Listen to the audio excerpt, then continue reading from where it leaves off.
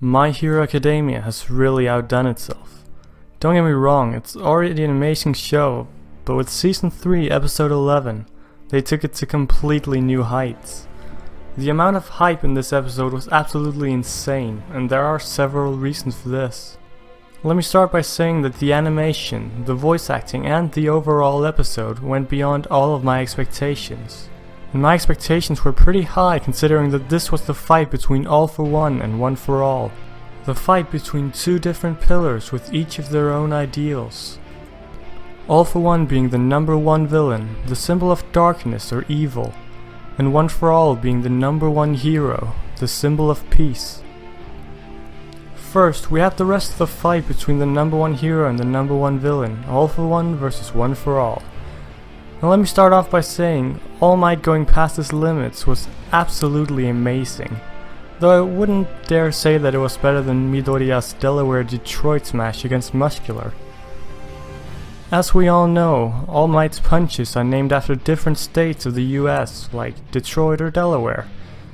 But I want to say, as someone who's not currently reading the manga, the amount of hype and anticipation that was put into All Might's final attack was insane. Like, are you freaking serious? The United States of Smash.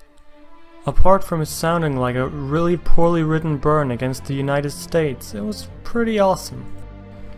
And while I'm talking about the fight scene, it would be impossible for me to leave out All Might's fake out. The moment when All for One and All Might's fist hit each other, and we see All Might's arm being completely crushed. Normally All Might is the kind of hero who uses his hits to overpower his opponent, just like he did with the normal fight in Season 1. But in this episode, when his arm is crushed, we see All Might outsmarting his opponent with a fake out. His power from his right hand gets transferred to his left hand, and it's absolutely amazing.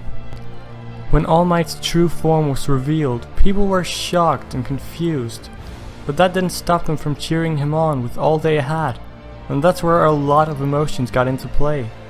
Like, let's be honest here, when Midoriya and Bakugo and everyone else called out All Might's name, my god. While the fighting scenes were pretty awesome, in my opinion that wasn't the best part of the fight.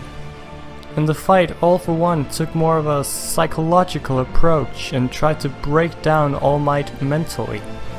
And for a moment he actually succeeded. The moment when All for One told All Might that Shigaraki was his mentor's grandchild. The feeling of despair that All Might felt, his ability to smile suddenly going away, and then finally the shriek of despair that All Might let out. That scene gave me and a lot of other people chills. And I'm not talking a little bit here, I'm talking full-on chills. The psychological warfare that All for One brought into the picture made the episode even better. But it didn't stop there. Not at all. In my opinion, the best part of the episode is in the last segment. After All Might has used up all of his remaining power and is standing in a crater. Because that's when All Might points towards the cameras, or points toward every person watching. But the next sentence was only meant for one person, Midoriya. All Might basically declares, I'm done. There's nothing more I can do. The last power of One for All has been used up inside my body. So now it's your turn. We all knew this was gonna happen at some point. That All Might was gonna get taken out of action and was gonna give his will on to Midoriya. But it didn't really happen in the typical shonen style way. Normally the mentor dies and with his or her dying words passes on their will, their ideologies. I have two quick examples of other shonen who did it in the regular style, but to avoid any spoilers I won't be giving out character names. However, in both Naruto and Gurren Lagann, there's a mentor who dies and passes on his will. Both of these anime did it well, but My Hero Academia did it differently. This is neither good nor bad, just different. Shonen anime and manga like to put almost all of their focus toward the younger generation, and My Hero Academia is no different. Of course, the shonen protagonist has to have someone to look up to, someone who's stronger than himself, someone from the older generation, in this case All Might.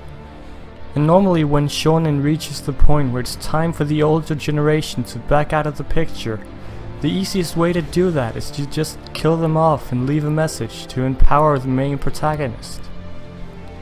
But the interesting thing My Hero Academia did is that they didn't kill off All Might, but they also didn't kill off All for One. So while the strongest villain and the symbol of peace are out of action, neither of the two are dead. They're still technically part of the story. And like I said, I'm not currently reading the My Hero Academia manga, so I can't tell you if All Might and All for One are gonna have even the slightest significance in future episodes.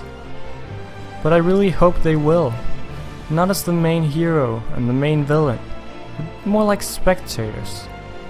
One of the good things about the fact that they successfully made All Might and All for One pass on their wills without killing them off is that they can still have some amount of relevance. So I really hope in some form or another that My Hero Academia chooses to capitalize on that.